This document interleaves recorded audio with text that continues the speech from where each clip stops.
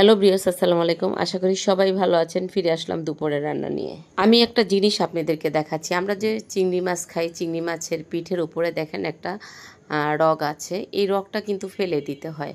তো যারা না জানেন তাদের জন্য এই রেসিপিটা। চিংড়ি মাছ কী করে পরিষ্কার করতে হয়। চিংড়ি মাছ আমি কেটে ধুয়ে পরিষ্কার করে নিয়েছি। সরিষার তেল দিয়েছি পরিমাণ মতো।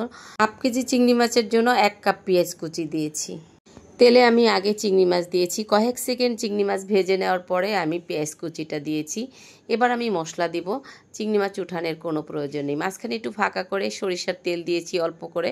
তারপরে দিয়েছি 1 চামচ হলুদের গুঁড়ো, 1 চামচ মরিচের গুঁড়ো, স্বাদ মতন আবারও দিয়েছি লবণ। মশলার সাথে চিংড়ি মাছগুলো ভালোভাবে মিশিয়ে তারপর আমি ভালো করে কষিয়ে নিচ্ছি। দেখেন ভাজা ভাজা করে নিতে হবে, তারপর ঝোলের পানি অ্যাড করে। দেশি চিংড়ি মাছের এত স্বাদ আর এত গ্রান।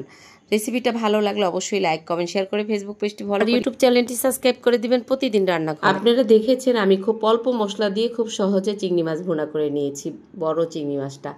এবার আমি ছোট চিংড়ি মাছ দিয়ে লতি দিয়ে রান্না করব। এটাও আমাদের বাসায় খুবই পছন্দ করে। সরিষার তেল দিয়েছি পরিমাণ মতো। দিয়েছি আমি 4-5টা পেঁয়াজ কুচি, 2 চামচ হলুদের গুঁড়া, 2 চামচ মরিচের গুঁড়া, একটা ফ্রেশ টমেটো কেটে দিয়েছি। চিংড়ি মাছগুলো অ্যাড করে দিচ্ছি। একটু বেশি করে চিংড়ি মাছ নিয়েছি।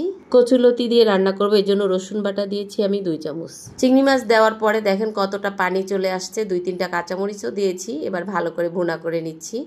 আমি এরপরে লতিগুলো দিয়ে অ্যাড করে দিচ্ছি। মজার কোনো শেষ নেই। কিছু চিংড়ি মাছ আমি ব্লেন্ডার করে পানি দিয়ে জাল করে কুসুম করে আমি এখানে অ্যাড করে দেব। কে কে আমার মতো লতি রান্না করেছেন এভাবে আমাকে অবশ্যই কমেন্টে লিখে জানাবেন। আমি আর এক্সট্রা কোনো পানি ব্যবহার করব না। এই যে পানি দিয়ে কুসুম করে জাল করে দিয়েছি, এটাই হলো ঝোলের পানি।